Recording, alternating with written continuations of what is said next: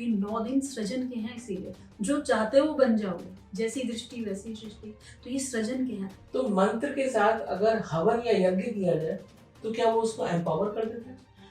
Obvious सी बात है, क्योंकि मंत्र को जब तक आप हवन नहीं करेंगे तो वो प्रकृति तक नहीं पहुंचेंगे। मंत्र तो अंदर अंदर मैनिफेस्ट हुआ। जब हम उसमें आहुति डाल के स्वाहा करते हैं तो वो जो स्वाहा है वो हमारा जो उसकी धुआं है वो ब्रह्मांड तक पहुंचता है, वो एनवायरनमेंट में फैलता है, तो ऊर्जा फैलती है। जिस भी जगह आप जाएं जहाँ पे हवन हुआ, वहाँ की आप कुछ देर के लिए देखिए, वहाँ की ऑरा चेंज मिलेगी। अब उसमें ईरानी में क्यों हुआ, तेल ही क्यों बाधित हुआ, गैस ही क्यों बाधित हुई, क्योंकि मंगल विस्फोटक एनर्जी है, और जब वो राहु के साथ मिलती है तो वो महाविस्फोटक हो जाते हैं, क्योंकि मंगल एक ऊर्जा है और राहु उसको विस्फोट कराने की पावर रखता है, तो विस्फोट हो रहा है। फिर इसमें आइए शनि तेल का मालिक है, गैसेस का मालिक है, ये कहाँ बैठा है, मीन राशि में बैठा है। तेल और आग मिलेंगे तो वो क्या होगा, आग लग जाएगी। आग लगने का मतलब इसका प्रभाव हमें अपने देश पे भी, दुनिया पे भी देखने को मिलेगा। अभी तो ये वर्ष फिर शुरू ही हो रहा है,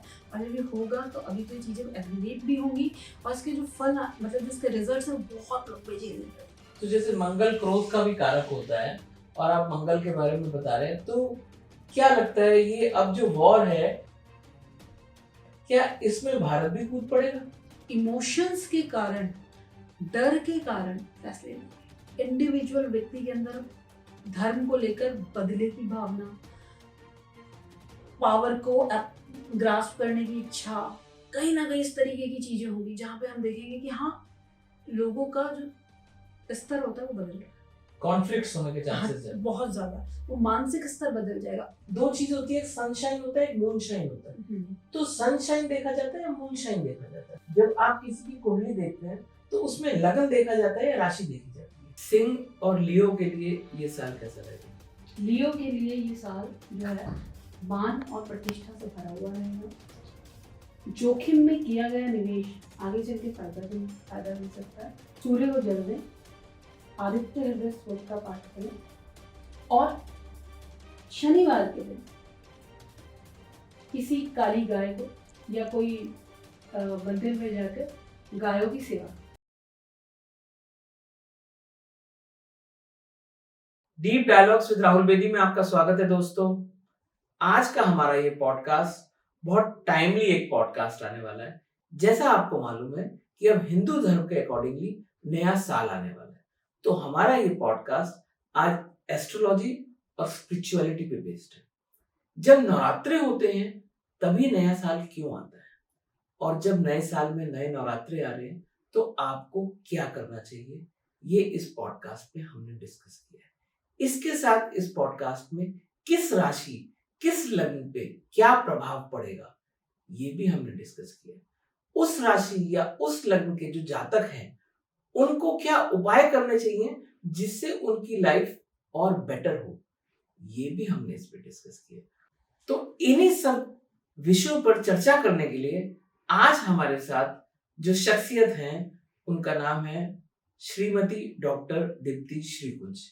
ये पिछले 33 इयर्स से एस्ट्रोलॉजी पे अध्ययन कर रही हैं और पिछले 20 साल से प्रोफेशनल गाइडेंस दे रही हैं। तो इनके तजुर्बे का आज हम लाभ उठाएं, इसीलिए यहाँ पर आए हैं। इनका पहले भी हमने बहुत इंटरेस्टिंग पॉडकास्ट किया है जो लोगों ने बहुत पसंद किया था, उसका लिंक भी हम डिस्क्रिप्शन में डाल देंगे। इन केस आपको ये पसंद आए पॉडकास्ट, जिसकी हमें पूरी संभावनाएं हैं, तो आप पुराने वाले पॉडकास्ट को भी देख के अपनी नॉलेज बढ़ा सकते हैं। तो Deepti ji, deep dialogues with Rahul Bedi में आपका बहुत बहुत स्वागत है। Thank you Rahul ji for having मी।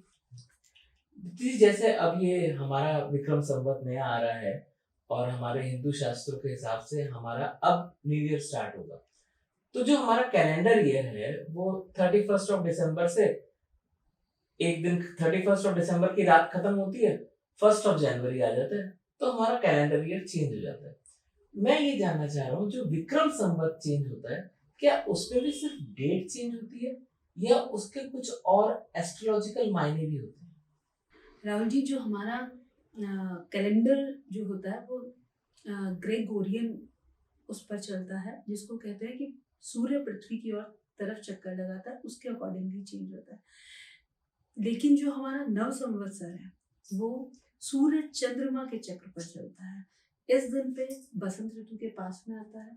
इसे बृहस्पति वर्ष पर भी लिया जाता है, जिसे संवत्सर नाम आता है। ये 60 वर्ष के चक्र को पूरा करके दूसरा शुरू होता है, जिसमें 20 साल ब्रह्मा के, 20 साल विष्णु के, 20 साल महेश के गए हुए। दूसरा, बसंत ऋतु में हमारा जो संवत्सर का नव संवत्सर क्षेत्र में आता है, उसमें क्या होता है कि प्रकृति अपना संतुलन बना रही होती है। सूर्य चंद्र के चक्र में दिन और रात लगभग बराबर होते हैं। उस समय पे सारे पेड़ पौधे प्रकृति में नए सृजन की व्यवस्था होती है। जब नया सृजन प्रकृति करती है तभी हमारा नया साल शुरू होता है। उस समय पे हम अपने नव संवत्सर में नवरात्र मनाते हैं। तो सबसे पहले जब बच्चा 9 दिन या 9 गर्भ से भी 9 माँ के गर्भ से भी हम डिनोट कर सकते हैं अगर इसको, तो हम ये कह सकते हैं कि जब बच्चा आता है तो सबसे पहले उसे एक ही चीज की जरूरत पड़ती है, शक्ति की। तो ये जो 9 दिन होते हैं शक्ति को आह्वान करने के लिए होते हैं। और शक्ति एक ही तरह की नहीं होती कि सिर्फ शक्ति। जब शक्ति आती है तो हमारी 3 देवियां निकल के आती हैं, हमें तीनों का बैलेंस मिलता है तो हम शक्ति पे पहुंचते हैं। तो सबसे पहले दुर्गा जो शक्ति देती है, फिर हमें चाहिए ज्ञान, शक्ति के बाद ज्ञान भी चाहिए तो हमें सरस्वती देते हैं। फिर हमें चाहिए समृद्धि। समृद्धि का अर्थ पैसा नहीं, समृद्धि का अर्थ है अष्ट लक्ष्मी के रूप में लक्ष्मी आती है। तो वो 9 देवियां इन 3 मूल देवियों के 9 रूप में हमारे को शक्ति देती है। तो ये हमारे नवरात्र जो आते हैं वो इसलिए चैत्र संवत्सर जो शुरू होता है, तो हमारी जो चीजें हैं वो बहुत साइंटिफिक हैं। और जब हमारी पूरी प्रकृति बैलेंस करने को तैयार होती है उस दिन हम अपना नया साल शुरू करते हैं। Okay, this is interesting. तो वैसे मैं बाद में आना था इस पे, मगर क्योंकि अब हम नवरात्रों की बात कर रहे हैं, तो जो नवरात्रे अब शुरू हो रहे हैं इसमें हमारे एस्ट्रोलॉजी के अकॉर्डिंगली नवरात्रों में ऐसी क्या विशेष बात है जो हमें ध्यान रखनी चाहिए, जिससे हमारे व्यूअर्स को फायदा हो, कि आप कुछ पर्टिकुलर उपाय बताएं जो सबके लिए हो, कि वो करेंगे तो उनको लाभ होगा। जैसे घट स्थापना है वो तो सभी करते हैं, जैसे खेतरी बीजते हैं तो मेरे ख्याल से सभी करते हैं, नहीं तो हम पंजाबियों में तो करते हैं। लेकिन क्या इसमें कुछ ऐसा किया जा सकता है इस जो नया साल है उसके अकॉर्डिंगली, जिससे सबको लाभ मिले? देखिए राहुल जी, जैसा भी मैंने कहा कि ये सृजन का समय है, तो इस समय पे हमारे जो चैत्र नवरात्र शुरू होते हैं, इनको 9 दिन क्यों नहीं कहा, नवरात्र क्यों कहा? नवरात्र का अर्थ है कि जब भी रात्रि का आध्यात्मिक अर्थ होता है किसी चीज की गहराई में उतर जाना। रात का समय आपका होता है ना, हम नींद में जाते हैं, सुसुप्तावस्था में जाते हैं। तो ऐसे ही हम ये जो खेतरी बीजने का एक आपने शब्द यूज किया, तो खेतरी बीजने का अर्थ होता है कि हमने बीज डाला, उसमें कोई तो सृजन हुआ और वो 9 दिन में ऊपर आ गए। हम घट स्थापना करते हैं, घट स्थापना का भी कारण है, घट की स्थापना।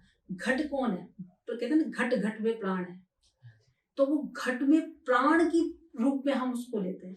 और ये जो 9 रात्र कहे हैं, इन 9 रातों में हम अपने आध्यात्मिक, भौतिक और आदि भौतिक, देवीय सभी चीजों को बैलेंस कर सकते हैं। तो जैसे मैंने भी कहा 9 देवियां, तो उन 9 देवियों का शक्ति से मतलब है हर तरह की शक्ति, आध्यात्मिक शक्ति। उसके लिए हमें अपने को हम करते हैं, सात्विक खाने की तैयारी करते हैं इन दिनों में। क्यों? क्योंकि प्रकृति बैलेंस कर रही है, तो हमें एक नई ऊर्जा की जरूरत पड़ती है ताकि शरीर को एक नई ऊर्जा मिले, पुरानी कोशिकाएं खत्म हो जाएं, डेड सेल्स जो है वो बड़े तरीके से अपने तरीके में आए और वो न्यू, क्योंकि पेड़ पौधे तक नए बन रहे हैं, तो हमारी बॉडी में भी एक्वजन जो टाइम होता है, इसमें सेल्स का नई सेल्स बनने की तैयारी होती है। हमारी डेड स्किन जाती है, किसी को जो भी होता है, बॉडी अपना पूरा का पूरा एक नया सृजन बनाती है। दूसरा, अगर हम आए तो इसमें जो हम इस आया कि हमारी कोशिकाएं बनती हैं, तो जब कोशिकाएं बन रही होती हैं तो उस समय पे अगर हम अपने खाने को बैलेंस करके, तो हमारे जो ऋषि मुनि थे उन्होंने बड़ा बैलेंस हमें दिया हुआ है। व्रत रख लो, उपवास करो, मेटाबॉलिक सिस्टम ठीक हो जाएगा, फास्टिंग कर लो, 12 घंटे इंसुलिन पावर को रजिस्टर दे दो, आपकी पूरी बॉडी उस, क्योंकि इंसुलिन में स्पाइक होती है रेगुलर खाने से, तो उपवास में आप एक बार खाते हो, तो इंसुलिन रुकती है। जैसे ही आपकी इंसुलिन रुकती है तो आपके सारे बॉडी के जो सेल्स होते हैं उनको रीजनरेट होने का टाइम मिल जाता है, तो वो रीजनरेट होते हैं। उसके बाद हमारे पास आता है कि हमारी जो एक शक्ति है मानसिक शक्ति, क्योंकि शारीरिक शक्ति तो हम सेल्स से बनाए, फिर उसके बाद आते हैं मानसिक शक्ति। मानसिक शक्ति के लिए हम मंत्र साधन, पूजा पाठ, दीपक जलाते हैं। दीपक अपने आप में एक बहुत पॉजिटिव एनर्जी क्रिएट करता है। वो जहाँ बैठता है उसके आसपास कोई कीड़े मकोड़े, क्योंकि इस समय पे सबका सृजन हो रहा होता है, कीड़े मकोड़े भी सब सृजन कर रहे हैं, वो भी नए नए निकलते हैं। आप देखिए जैसी होली होती है उसके बाद तुरंत सब नए नई प्रजातियां आ जाती हैं। तो वो क्या होता है, जब हम दीपक जलाते हैं उसमें कपूर डालते हैं, उसमें लौंग डालते हैं, तो उससे क्या होता है, जो बैक्टीरियल इन्फेक्शन हो सकते हैं वो सारे के सारे रुक जाते हैं। और जब हम उनको इनहेल करते हैं और उसको बैलेंस करके हम मंत्र के बीच में जाते हैं, तो मंत्र की एक ऊर्जा होती है जो हमारे सेंसेस हैं उनको हिट करती है। वो हमारा पूरा का पूरा जो चक्रास है उनको एक किक देती है। जब हम उनके पास पहुंचते हैं तो वहां से भी फिर हम ऊर्जा लेते हैं। फिर हम तो मानसिक ऊर्जा बैलेंस हो गई, दैहिक ऊर्जा बैलेंस हो गई। फिर आते हैं हम अपनी इन दोनों को बैलेंस करने की रीति में, क्योंकि मन और शरीर अगर एक जगह पे अलाइन होंगे तो आप कार्य करेंगे, अदरवाइज नहीं कर पाएंगे। तो इसमें फिर तीसरी बात आती है, हम इसमें क्या करते हैं, सृजनकर्ता का सबसे मुख्य कारक कौन है इस प्रकृति में भी, क्यों देवियां, हमें फीमेल्स के कारण ही सब चीजों का हमारा सृजन होता है। कोई भी शरीर माँ के गर्भ के बिना पूर्ण नहीं हो सकता। तो वहां पर हम क्या करते हैं, प्रतीक रूप में देवियों की पूजा करते हैं। तो नारी शक्ति को सम्मान है, हमारे कल्चर में ये दिया गया कि नारी शक्ति को सम्मान है। और जगह नहीं, हम छोटी छोटी बच्चियां लाते हैं तो उनको देवी रूप देखना शुरू कर, तो भाव बदल गए। उसके बाद हम समाज को प्रोत्साहित करने का काम करते हैं, हम अपने शरीर में और मन जब बुद्धि होंगे तो समाज को कुछ दे सकेंगे। तो ये होता है। तो इसमें अगर लोग, मैं जैसे कहूँ, अगर वो कोई भी देवी का मंत्र, सबसे बहुत साधारण मंत्र ओम एम ह्रीम श्रीम काली चामुंडा विच्चे मंत्र है, देवी का दुर्गा सप्तशती आप कर लो, ये सब शक्ति देने का कार्य करते हैं। और उनके हर मंत्र में इतनी वाइब्रेशंस होती है, क्योंकि मंत्र के अंदर जो मन का त्राण करता है वही तो मंत्र है। तो मन को ऊर्जा जब आप पकड़ लोगे तो वो मानसिक ऊर्जा होगी। और जब मानसिक ऊर्जा कुछ क्रिएट करती है, तो आजकल एक शब्द आता है मैनिफेस्टेशन, बहुत बड़ा, बहुत ट्रेंड में। तो मैनिफेस्टेशन एक्चुअली क्या करता है, तो मैनिफेस्टेशन जो विषय है वो 9 दिन की तैयारी है। ये मैनिफेस्टेशंस होता है, आप जो ऊर्जा चाहे वो, क्योंकि हमारी बॉडी में 70% ऑफ वाटर है और प्रकृति में भी 70% ही वाटर है, हमारे शरीर में और बाहर। तो यद पिंडे तत् ब्रह्मांड है, 12% एयर है वहां भी यहाँ भी, 6% तेज है आग वो है, और 12% पृथ्वी आ जाती है।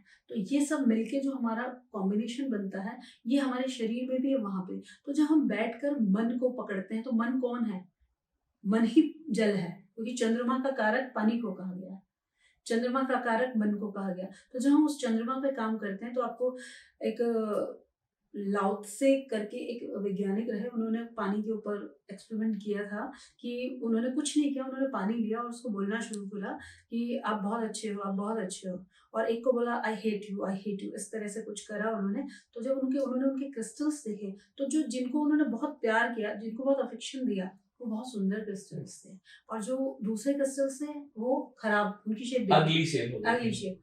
अब आप ये देखिए, जब हम अपनी पूरी बॉडी को, जिसमें 70% ऑफ वाटर विद्यमान है, हम उसको कोई मैनिफेस्टेशन, कोई भी आप संकल्प लेके बैठ जाइए कि मेरे को तो देवी जी मुझे पढ़ाई दे दो, मुझे ज्ञान दे दो, मुझे पैसा दे दो, जब आप वो लेके बैठेंगे तो क्या आपका 72% जो वाटर है क्या वो अलाइन नहीं होगा, और आप प्रकृति की कॉस्मिक एनर्जी से नहीं मिलेंगे। तो ये 9 दिन सृजन के हैं, इसीलिए जो चाहते हो वो बन जाओगे, जैसी दृष्टि वैसी सृष्टि।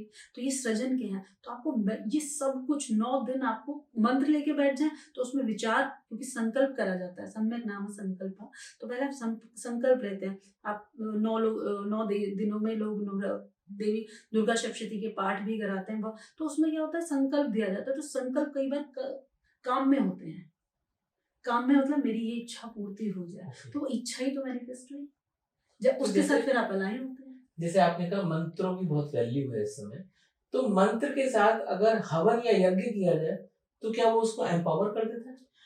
ऑब्वियस सी बात है, क्योंकि मंत्र को जब तक आप हवन नहीं करेंगे तो वो प्रकृति तक नहीं पहुंचेंगे। मन तो अंदर अंदर मैनिफेस्ट हुआ, जब हम उसमें आहुति डाल के स्वाहा करते हैं, तो वो जो स्वाहा है वो हमारा जो उसके धुआं है वो ब्रह्मांड तक पहुंचता है, वो एनवायरमेंट में फैलता है, तो ऊर्जा फैलती है। जिस भी जगह आप जाएं जहाँ पे हवन हुआ, वहां की आप कुछ देर के लिए देखिए, वहां की ऑरा चेंज मिलेगी।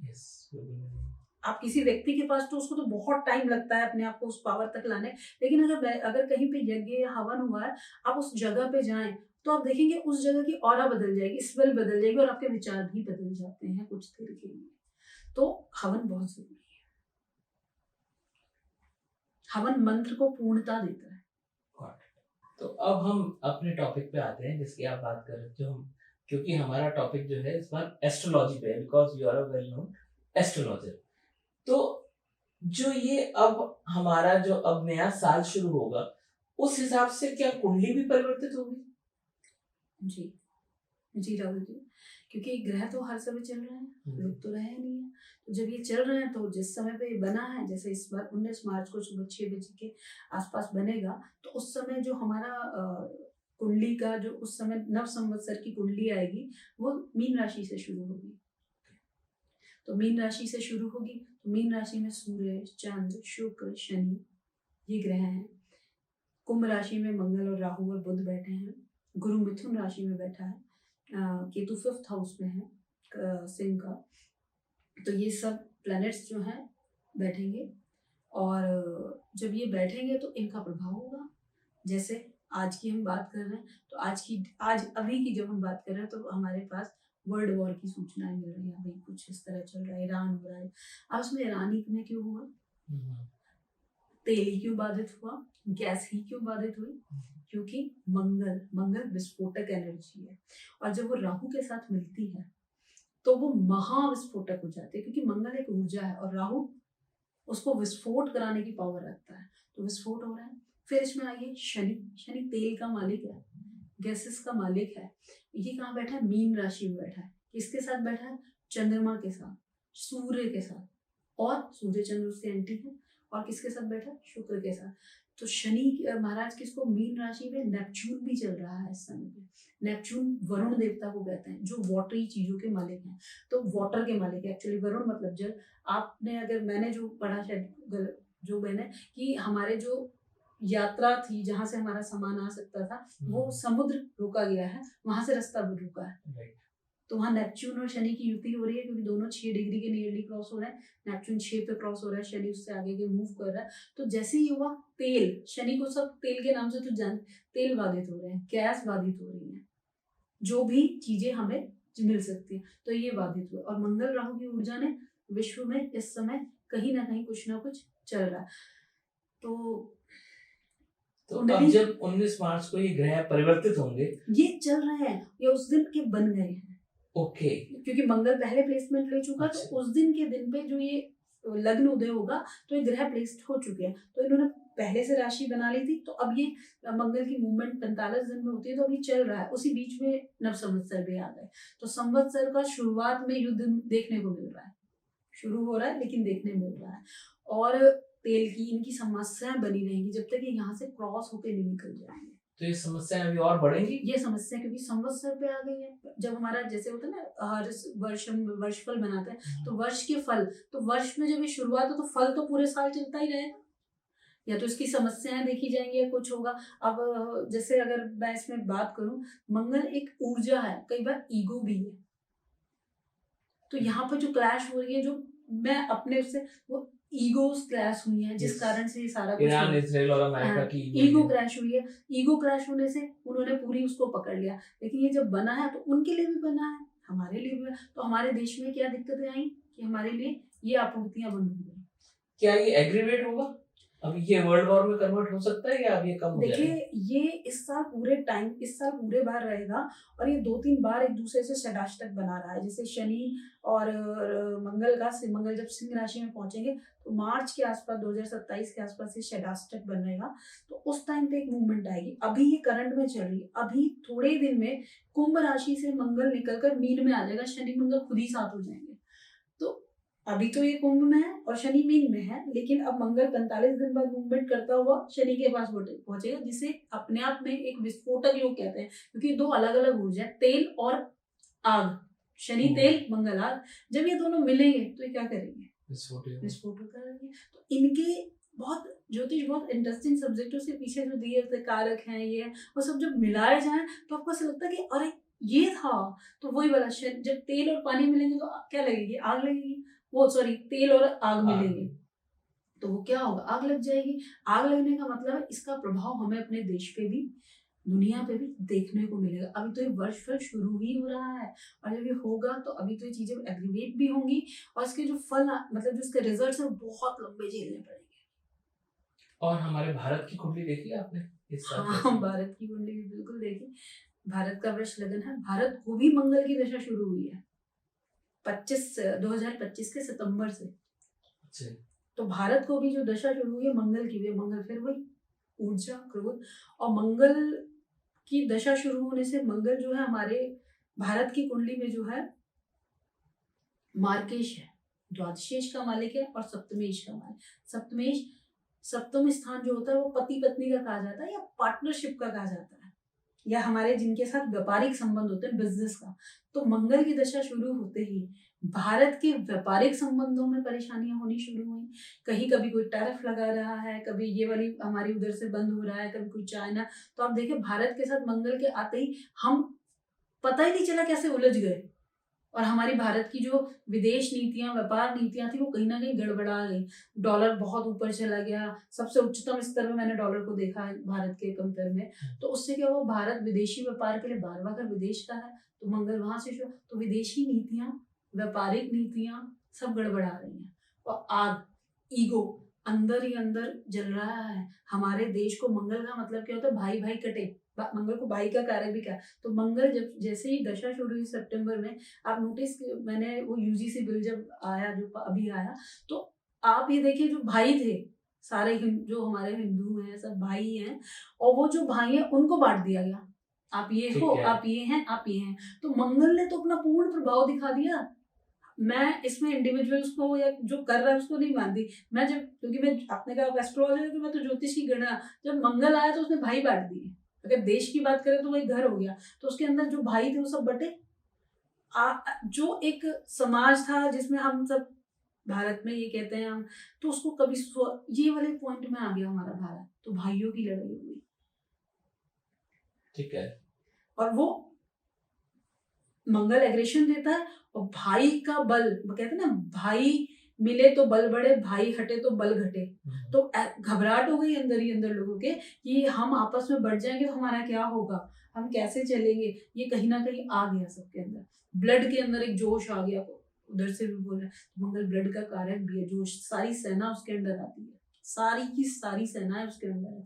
और सेनाओं के लिए एक ही शब्द है, हाउस द जोश, हाय सर। तो जोश की बात, लेकिन जोश होश में रहे तो बहुत खूबसूरत, और होश खो दे तो फिर तो बहुत विध्वंसक होता है। तो जैसे मंगल क्रोध का भी कारक होता है, और आप मंगल के बारे में बता रहे हैं, तो क्या लगता है ये अब जो वॉर है, क्या इसमें भारत भी कूद पड़ेगा, या देखिए भारत संयम बना के रखेगा? भारत इसलिए कूदने से थोड़ा सा बच जाएगा, उसको लपेटा जरूर जाएगा, खींचा जरूर जाएगा, लेकिन भारत इसलिए बच जाएगा क्योंकि गुरु जो है, भारत का जो गुरु है, स्थिर लग्न की कुंडली भारत की है। और भारत में जो गुरु भी अतिचारी चल रहे हैं, और गुरु की जो पोजीशन है फोर्थ हाउस में एंटर, मतलब फोर्थ, सेकेंड हाउस से थर्ड हाउस की तरफ एंटर कर रही है। थर्ड हाउस फिर वही पराक्रम का होता है, जो मंगल का कारक स्थान है, वहां गुरु की एंट्री हो जाएगी। और जैसे ही गुरु की वहां पर एंट्री होगी, तो कहीं ना कहीं गुरु किसी भी जोश को कम करने का, शांत करने का काम करता है। तो गुरु से शांत करेगा, भाग्य स्थान को देखेगा, तो भले नीच दृष्टि से देखेगा, लेकिन अपनी राशि को भी देखेगा। तो उसके कारण क्या होगा, भारत कहीं ना कहीं थोड़ा सा अपने को कूद नहीं पाएगा, बचा के कहीं ना कहीं साइड कर लेगा, खींचा बहुत जाएगा भारत को। जैसे एस्ट्रोलॉजी के लिए कहा जाता है, शनि, राहु और केतु, ये तीनों आप हर इंसान के जीवन में बहुत बड़े बदलाव लाते हैं। तो इस साल ये शनि, राहु और केतु की क्या चाल है? देखिए राहु केतु इसी साल में बदलेंगे, तो ये अपने आप में एक बात है कि कुंभ राशि से राहु मकर राशि में आएंगे, और केतु सिंह राशि से कर्क राशि में जाएंगे। और शनि इस साल तो नहीं चेंज हो रहे हैं, लेकिन हाँ ये है कि शनि उसी जगह रहेंगे, लेकिन आगे बढ़ते रहेंगे। देखिए सबसे पहला प्रभाव तो यही है कि शनि मीन राशि में है, और जीव कारक की राशि में अगर शनि बैठते हैं, तो शनि क्या करते हैं, 30 साल बाद आते हैं, और न्याय के देवता कहा गया उन्हें। कि वो न्याय करते हैं। तो 30 साल के अंदर जब शनि महाराज मीन राशि में आते हैं तो जीवों के लिए वो वर्ष भारी होते हैं। तो जब से शनि पीछे 25 से मीनी राशि में चल रहे हैं, लेकिन अब और उसमें चल रहे हैं, तो नियरली जा रहे हैं, स्वर्ण पात से क्रॉस हो रहे हैं।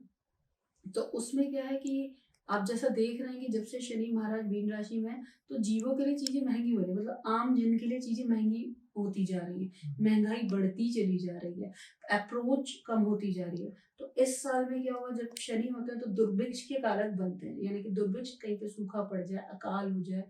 इस साल भूकंप की भी व्यवस्थाएं हैं। और जो गुरु है अतिचारी रहेंगे, उसका तो गुरु की अतिचारी व्यवस्था से क्या होगा, अतिवर्षण होगा। अतिवर्षण, कहीं पे बहुत बारिश, कहीं बिल्कुल सूखा, इस बार ये होगा। और राहु और केतु क्या कर रहे हैं, राहु केतु इस साल के एंड में, मतलब इंग्लिश कैलेंडर के हिसाब से एंड में चेंज हो रहे हैं। तो राहु केतु मकर राशि में जाने पे कुछ राशियों के लिए तो बहुत अच्छे, और वैसे वो अपने मित्र की राशि में आ रहे हैं, शनि की राशि में, कुंभ से शनि में आ रहे हैं, मकर में आ रहे हैं। तो मकर राशि में राहु और केतु का केतु ट्रांसफॉर्मेशन का कारक प्लैनेट है, कर्क राशि में आ रहा है। तो व्यक्ति जो, और मंगल का जैसा चला, तो अगर इन सबको हम रिलेट करें तो इसमें ये होगा कि लोग इमोशंस के कारण, डर के कारण फैसले लेंगे।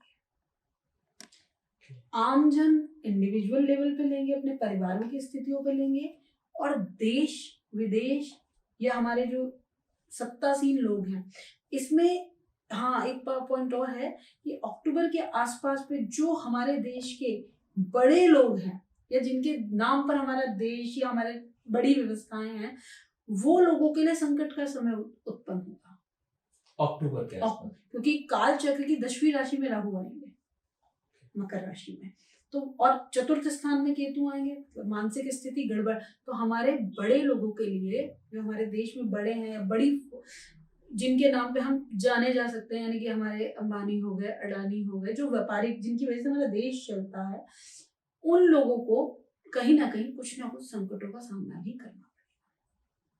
जैसे इस पॉडकास्ट से पहले जो मैं रिसर्च कर रहा था, पेपर स्टडी कर रहा था और एस्ट्रोलॉजी को पढ़ रहा था, तो उसमें मैंने देखा कि हर साल जब कुंडली चेंज होती है या जब ये वर्ष बदलता है, तो हर साल आपके एस्ट्रोलॉजी के अकॉर्डिंगली एक राजा और एक मंत्री होते हैं।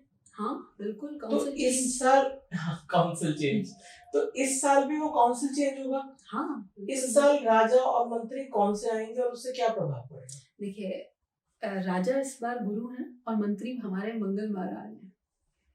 और राजा, जैसा एक शब्द है, यथा राजा यथा पूजा, तो गुरु राजा रहेंगे तो गुरु अतिचारी भी हैं, कर्क में भी आएंगे तो बहुत लेकिन क्या अतिचारी का क्या? अतिचारी का मतलब तेज चलना।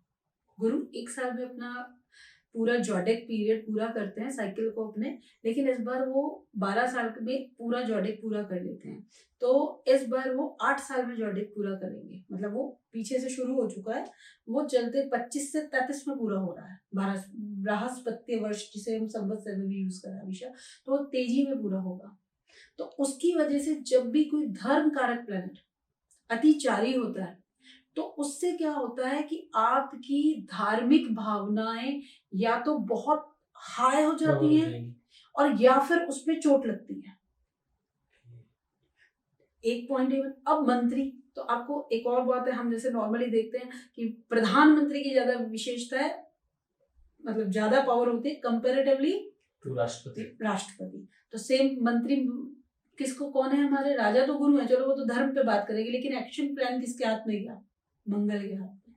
और मंगल कौन है, एग्रेशन के देवता है, फटाफट करो, निपटाओ काम, अराजकता फैलेगी, लोग अपने हक के लिए या अब दूसरे की से अपना खींचने के लिए लड़ेंगे।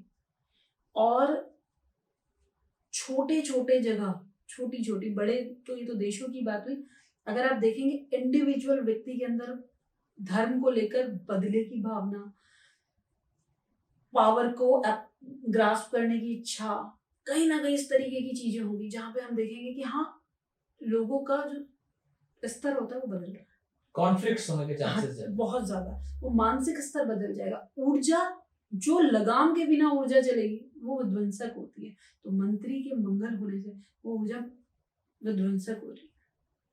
तो ये जो एस्ट्रोलॉजी आप करते हैं, इसमें दो चीजें एक तो मैं पहले ये जानना चाहूंगा, दो चीज होती है, एक सनशाइन होता है, एक मूनशाइन होता है। तो सनशाइन देखा जाता है या मूनशाइन देखा जाता है? देखिए क्या है कि सनशाइन भी देखा जाता है और मूनशाइन भी देखा जाता है। सनशाइन जो होता है वो आपके कार्य करने की शैली बताता है। मून साइन जो होता है वो आपकी मानसिक स्थिति बताता है। और अगर आपकी मानसिक स्थिति अच्छी है तो आपके कार्य करने का या आपके को चीजें करने का डिसिप्लिन लेवल जो कहते हैं वो अच्छा होगा। और मानसिक स्थिति अच्छी नहीं है तो फिर आपके डिसिप्लिन में कहीं ना कहीं कमी होगी।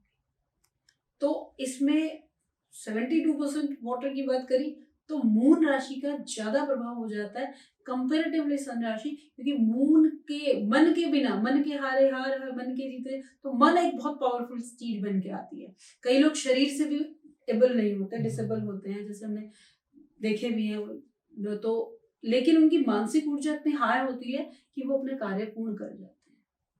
कई हैंडीकैप देखे, कोई स्पेशल, लेकिन वो कुछ ना कुछ कर रहे हैं। वो मानसिक ऊर्जा का खेल है। शारीरिक ऊर्जा सनशाइन जो होता है वो आपकी ऊर्जा को बैलेंस करना, सामयिक स्थिति बैठाना, या आपके पिता की स्थिति को शो करना, या आपकी सरकार से किसी को, हर व्यक्ति की लेकिन सरकार से कोई ऐसी पहचान ना भी हो तब भी जीवन जी रहे हैं, वो अपनी मानसिक ऊर्जा पे जीते हैं। जैसे आप किसी को देखिए जिसमें बहुत कुछ भी है लेकिन वो बहुत खुश नहीं है, लेकिन किसी के पास कुछ भी नहीं है, उसकी मानसिक ऊर्जा है बट वो हैप्पी। तो मुझे, मेरा अपना मानना है या ज्योतिष का भी मानना है, मानसिक ऊर्जा ज्यादा पावरफुल।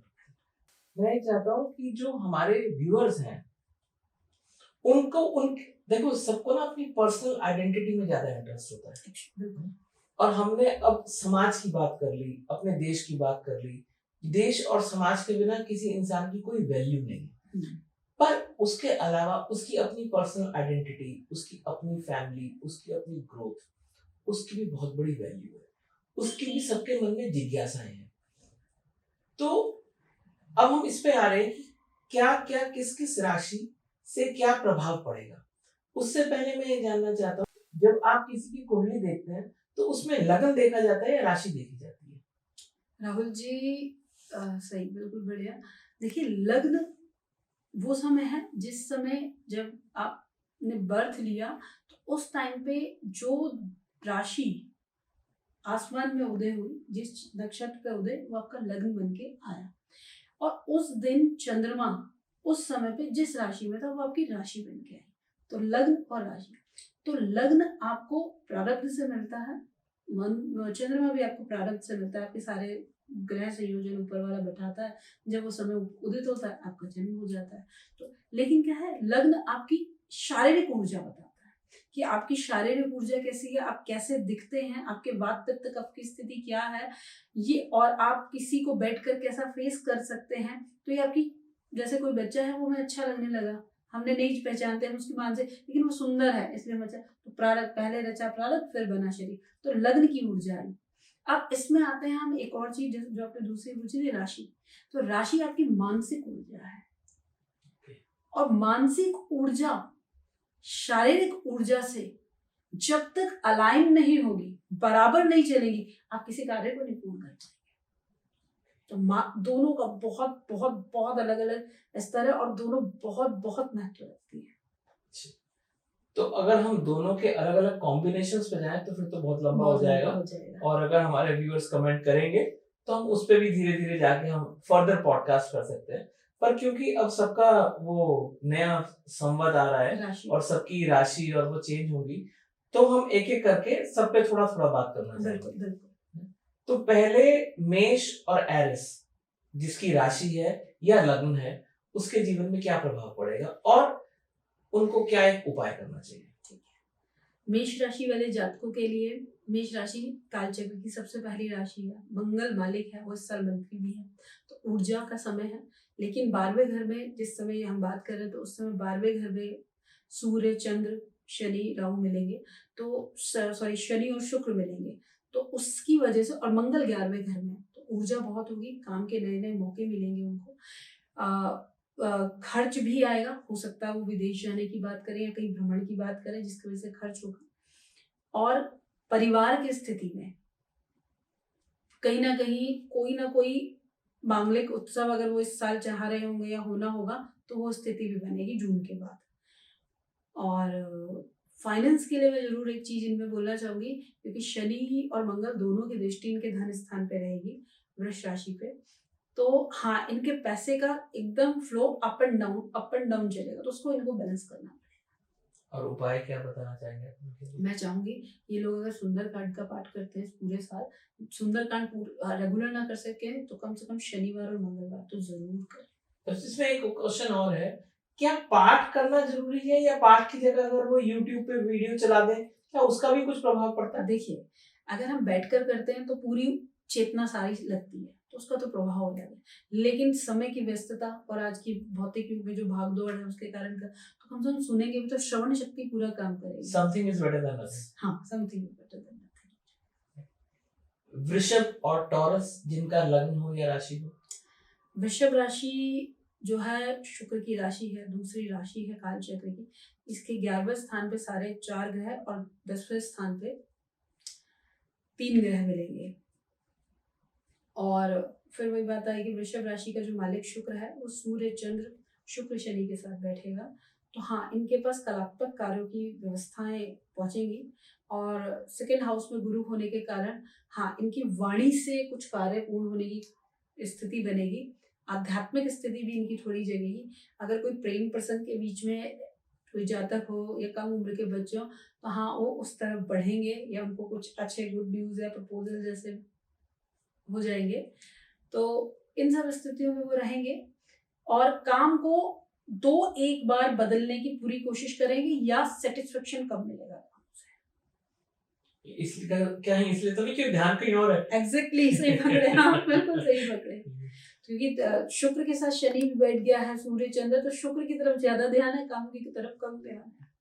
और कोई उपाय मैं कहूंगी ये लोग अगर दुर्गा सप्तशती कर सके बहुत सुंदर, न कर सके तो लक्ष्मी जी का कोई भी एक मंत्र, श्री महालक्ष्मी देवी नमाय जो भी मंत्र उसको अगर ये रेगुलर चेंट करते हैं तो इनके इस चीज में एक बैलेंस आ जाएगा। जो इनको प्रेम प्रसंग है उसको और कार्य की शक्ति के लिए दोनों के बीच में एक साम्य स्थिति पैदा हो जाएगी। मिथुन और जेमिनी के लिए ये साल कैसा रहेगा? मिथुन राशि और जेमिनी इनके लिए थोड़ा सा कष्टकारक ये समय रहेगा। उसका रीजन जो बुध है इनके ग्रह का और राशि का मालिक, वो मंगल और राहु की ऊर्जाओं में फंसा हुआ है। मंगल ऊर्जा है और राहु ब्रह्म है। तो ऊर्जा और ब्रह्म जब मिल जाते हैं तो हम किसी भी विषय के मंथन में नहीं पहुंच पाते। तो ये साल इनके अग्नि परीक्षा जैसा होगा, क्योंकि अगर ये मेहनत करेंगे तो हो सकता है हम भूल जाएं, या हो सकता है जिस विषय की तरफ जा रहे हैं वहां कोई भ्रम की स्थिति पैदा हो जाए या अपने आप से ही ओवर एक्साइटमेंट हो जाए। तो ये स्थिति इनके साथ बनेगी। और परिवार के लिए भी मैं कहूंगी कि ये लोगों को अपने घर में जो बड़े जन हो, बुजुर्ग हो, उनका विशेष ख्याल रखना चाहिए। उपाय इसमें करना चाहिए इन लोगों को शनिवार के दिन दशक कर शनि स्त्रोत का पाठ करें, गाय को चारा दें, बहन या बहन तुल्य जो भी लोग हैं उनसे अच्छे संबंध बनाएं और उनको जब जब समय हो कुछ ना कुछ भेंट करने की कोशिश करें। कर्क या कैंसर के लिए कैसा साल रहेगा? कर्क या कैंसर, देखिए कर्क चंद्रमा की राशि है जो कि चलायमान स्थिति में रहता है। और चंद्रमा जब ये साल शुरू हो रहा है उस समय वो पीड़ित है, क्योंकि वो अमावस के सूर्य और चंद्रमा की पावर कम हो जाती है। प्रतिपदा में 9 मुंडे के नियर का ही समय होता है और शनि के साथ बैठा है, तो चंद्रमा और शनि मिलके विष योग बना देते हैं। तो विष योग बनाएंगे और वो जो बनेगा वो बन रहा है 9वें स्थान पे जाके बनेगा इनके। तो कहीं ना कहीं इनका खुद से ही अंतर्द्वंद चलेगा बहुत ज्यादा। पिता से अंतर्द्वंद होगा या टीचर जो गुरु हो सकते हैं उनसे अंतर्द्वंद हो जाए। अंतर्द्वंद, मैं ये नहीं कहूँगी द्वंद करेंगे, अंतर्द्वंद मतलब मतभेद रहेंगे। और उसके कारण जब ये पूरे साल में ये जो होंगे मानसिक भ्रम की स्थिति में चलेंगे, किसी भी कार्य को बहुत इमोशंस के साथ करना चाहेंगे, ऊर्जा कहीं मिसिंग रहेगी। और जब तक इन दोनों का बैलेंस नहीं बनता कोई कार्य सिरे नहीं चढ़ता। तो इन लोगों को प्रमोशंस में दिक्कत आ सकती है। अगर किसी का होने वाला है तो उसमें प्रमोशंस में दिक्कत आएगी। इन लोगों को अगर ये लोग कोई यात्रा का प्लान कर रहे होंगे या कुछ घूमने जाने का, वो at a time last moment पे जाकर कैंसिल होगी या वहां जाकर कुछ प्रॉब्लम्स क्रिएट हो सकती है उनके साथ। धार्मिक यात्रा तो मैं चाहूंगी कि ये लोग अपने घर में ही बैठ के धर्म करें, कोशिश करें कि धार्मिक यात्राओं की तरफ ज्यादा न बढ़ें, जो भी करना चाहते हैं वो घर पे करें और यात्राओं से बचें। मेरा मेन फोकस इन लोगों को होगा यात्रा से बचें। उपाय ये लोग क्या करें, चंद्रमा शिव जी को जल चढ़ाएं, दूध का दान करें, शनिवार को तेल का दान करें, और अगर कोई कुत्ते हैं, डॉगीज हैं, हमारे स्ट्रीट डॉग या कोई और भी जानवर अगर मिलता है तो उसको फीडिंग भी करें, कुछ भी उनको खाने की व्यवस्था। तो जैसे आपने कहा दूध का दान करें और तेल का दान करें, तो दूध का दान और तेल का दान का मतलब होता है क्या मंदिर में चढ़ाएं या किसी जरूरतमंद को दें? जरूरतमंद को दे दें, वो भी अच्छा है, और नहीं तो मंदिर में भी दे दें, वहां भी जरूरतमंद होंगे उनको बच जाएगा, तो जहाँ भी करना चाहे करें, सुपात्र को दे दें कुल मिला के। सिंह और लियो के लिए ये साल कैसा रहेगा? लियो के लिए ये साल जो है मान और प्रतिष्ठा से भरा हुआ रहेगा। जोखिम में किया गया निवेश आगे चल के फायदा दे सकता है, तो जोखिम में करा गया निवेश का मतलब बहुत ज्यादा रिस्क नहीं, लेकिन हाँ निवेश करें तो अच्छा फायदा देगा। एंसेस्टर प्रॉपर्टीज के लाभ भी होंगे कई लोगों को, और आगे के जीवन के लिए नई योजनाओं को अगर क्रियान्वित करना चाहते हैं तो उसे गुप्त रखें। उपाय, सूर्य को जल दें, आदित्य हृदय स्त्रोत का पाठ करें, और शनिवार के दिन किसी काली गाय को या कोई मंदिर में जाकर गायों की सेवा करें। कन्या या वर्गों के लिए ये साल कैसा रहेगा? कन्या राशि के जातकों के लिए यह साल अच्छा रहेगा। जो पढ़ने वाले जातक हैं या रिसर्च करने वाले जाते हैं उनको उनके कार्य में सफलता मिलेगी, उस कार्य से उनको पहचान मिलेगी, और घर में कोई भी मांगलिक कार्य होने की चांसेस बनेंगे, और निवेश में अगर वो स्ट्रेटेजी बना के कार्य करते हैं तो उनको बहुत लाभ मिलेगा। उपाय, कन्या राशि वालों को सूर्य को ही जल देना चाहिए और हरी चीजों का दान करना चाहिए। क्या उन्हें इस उपाय की जरूरत है? क्योंकि आपकी भाषा से लग रहा है कि उनकी वैसे ही बल्ले बल्ले। हाँ, कन्या राशि वालों की बल्ले बल्ले, हाँ बिल्कुल आप कह सकते हो कि 10th हाउस पे इतने प्लैनेट्स मतलब 7th हाउस पे इतने प्लैनेट्स पहुंच रहे हैं, और 8th हाउस पे प्लैनेट है, और राहु की पोजीशंस जो है वो उनके कार्य क्षेत्र में किसी भी डीप रिसर्च को बाहर लाने के लिए काम करना चाहता है, तो इसलिए उन्हें बहुत ज्यादा नहीं, सिर्फ अपने कार्यशैली पे अगर वो ध्यान देंगे तो उनका कार्य हो जाएगा। तुला और लिब्रा राशि वालों के लिए ये साल कैसा रहेगा? तुला राशि वालों के लिए साझे में करे हुए कार्यों में लाभ होगा। कोर्ट कचहरी का अगर कोई कार्य चल रहा है तो उसमें राहत मिल सकती है। कोई नया कार्य भी शुरू करना चाहते हैं किसी के साथ तो वो भी कर सकते हैं, बस आर्ग्यूमेंट से बचें, अति जोश ना दिखाएं। और उपाय, गेहूं का दान करें, और शुक्रवार के दिन मंदिर जाके देवी के मंदिर जाएं और वहां पर घी का दीपक जलाएं, और जो भी उनकी इच्छा है उसके लिए प्रार्थना करें। दीप्ति जी, वृश्चिक या स्कॉर्पियो के लिए जिनकी राशि या लग्न हो उनके लिए ये साल कैसा होगा? वृश्चिक राशि गुप्त चीजों से भरी हुई है, रहस्यात्मक राशि है, तो अगर वो ज्योतिष या किसी ऑकल्ट साइंस की तरफ बढ़ना चाहते हैं तो ये उनका इंटरेस्ट शुरू हो सकता है, और साझेदारी में थोड़ा उनको नुकसान होगा, एकांतवास उनको अच्छा लगने लगेगा, और जो भी कार्य चल रहे हैं उनमें उनकी मानसिक और शारीरिक ऊर्जा के बीच में मिलान करने में उनको चैलेंज फेस करना पड़ेगा। तो इसके लिए क्या उपाय करें वो? इसके लिए सबसे पहले थोड़ी देर ध्यान और मेडिटेशन करें, और हनुमान मंदिर में रेगुलरली एक दीपक जलाएं, और हनुमान चालीसा का ही वो रेगुलरली पाठ कर लें, तो उनकी जो शैली वो बैलेंस हो जाएगी, और वो जो भी कर रहे हैं उसमें उनको प्रोग्रेसिव रिजल्ट्स मिलेंगे। जिनकी राशि या लग्न धनु या सैजिटेरियस है उनके लिए ये साल कैसा होगा? धनु राशि वालों के लिए ये साल अच्छा रहेगा, भाग्य का साथ मिलेगा उन्हें।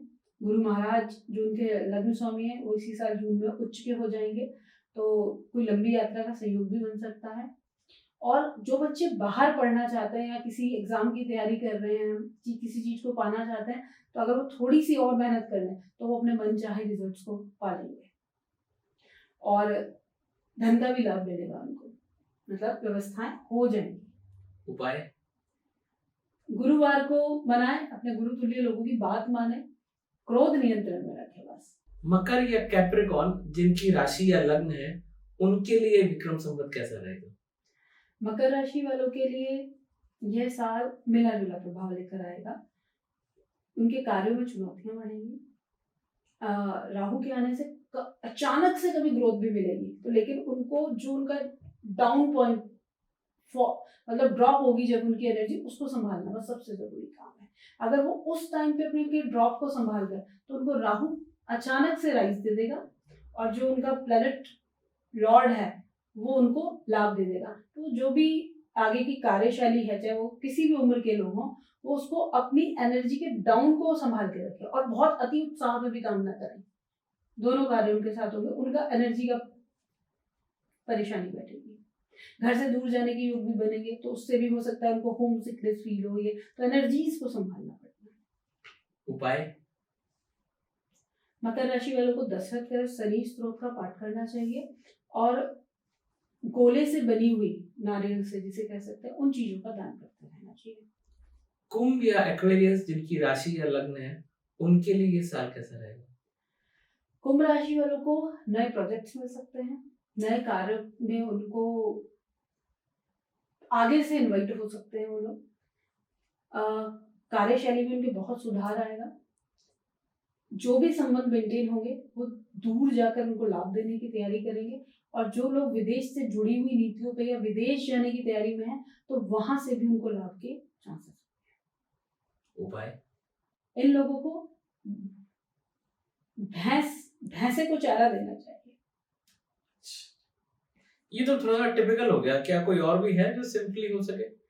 भैंसा कहाँ ढूंढेंगे, स्पेशली बड़े शहरों वाले? क्योंकि क्या है ना, बार बार राहु बैठ जाएगा इनके आने वाले उसमें, तो इनके खर्च और बहुत विचार आएंगे, उसको जोड़ने के लिए हमें वो ऊर्जा चाहिए। अगर ना मिल पाए तो कोई बात नहीं, आप चारे का दान ही कर लीजिए, तो चारे का दान भी आपको हेल्प करेगा। नहीं तो आप कोई ऐसे लोग हों जो डिसेबल्ड हो या कुछ इस तरीके के, उनकी हेल्प भी कर दें, जो सेंसस से काम ना कर पाते हो, उनको अगर हेल्प करेंगे तो भी आपका कार्य हो जाए। मीन या पाइसेस जिनकी राशि या लग्न है, उनके लिए ये साल कैसा होगा? उनके लिए यह साल थोड़ा सा चुनौती से भरा होगा। उनके लग्न में बहुत सारे ग्रह इस समय बैठे हुए हैं, और 12वें में भी बहुत ग्रह हैं, तो उनका जो ये सबकॉन्शियस माइंड है और कॉन्शियस माइंड है, इन दोनों के बीच में तालमेल नहीं, क्योंकि मीन एक आध्यात्मिक राशि है, स्पिरिचुअल राशि है, तो उनका ये तालमेल नहीं बैठेगा। तो उनकी जैसे मीन की प्रकृति होती, कभी एकदम इधर कभी ऐसे, तो वो बेचैनी में ये साल गुजारेंगे कि कुछ पाना है, बस वो मालूम नहीं क्या है। उपाय? मीन राशि वालों को मेडिटेशन करना चाहिए, ध्यान करना चाहिए। अगर ना कर सके तो कोई मंत्र लेके उसको चेंट करना ही शुरू कर दीजिए, वो भी बहुत हेल्प करेगा। जो उनके इष्ट का मंत्र वो उसको। आपने बहुत सुंदर से हमें सारा सबके लिए पर्टिकुलरली बता दिया, मगर कुछ लोग ऐसे भी होते हैं जिन्हें अपनी राशि या जन्म पत्री होती नहीं है, मालूम नहीं है, जिनके पास सही टाइम नहीं है, तो क्योंकि आप ये साल की कुंडली तो हमारे पास है, भारतवर्ष की कुंडली तो हमारे पास है, तो इन जनरल कोई एक उपाय जो आप बताना चाहें हमारे व्यूअर्स को, जो सब कर सकते हैं, और कोई एक गलती बताना चाहें जो इस साल बिल्कुल नहीं करनी चाहिए? सबसे पहले गलती की बात करते हैं, ओवर एक्साइटमेंट में ना आए। कोई चीज आए तो ओवर एक्साइटमेंट नहीं, कोई चीज जाए तो बहुत ज्यादा डर या कुछ नहीं। कोशिश करें बैलेंस रहे, क्योंकि ये साल विस्फोटक ऊर्जाओं से भरा हुआ आ रहा है सामने से, तो बैलेंस रहने की कोशिश करें, किसी भी परिस्थिति में बैलेंस रहने की कोशिश करें। अति उत्साह नहीं, एडवेंचर्स से थोड़ा डरें, जो एडवेंचर्स के वो पसंद करते हैं वो थोड़ा डरें, क्योंकि मंगल की ऊर्जा अचानक कार्य करने वाली होती है, तो उससे बचें।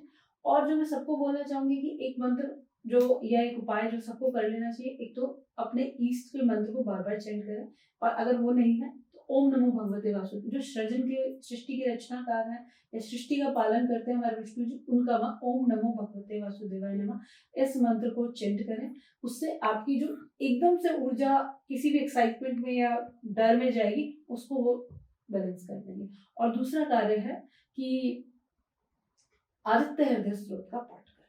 थैंक यू दीदी जी।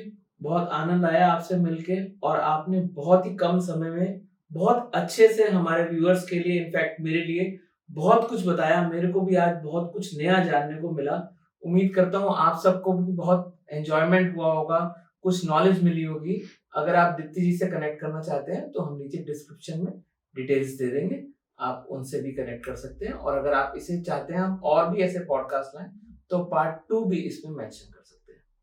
थैंक यू राहुल जी। मैं रेगुलर आपके लेवल नेक्स्ट पे जाकर आपके पॉडकास्ट देखती हूँ जो बड़े ज्ञान से भरे और नई नई सूचनाओं से भरे होते हैं, और उनको देखकर काफ़ी कुछ मुझे सीखने को मिलता है। तो मैं सभी दर्शकों से कहना चाहूँगी कि राहुल जी के चैनल को सब्सक्राइब करें एंड फॉलो करें, और नई नई चीज़ों को जानकर अपने ज्ञान भी बढ़ाएं और रोचक तथ्यों को लेकर मजा भी लें। Thank you ji.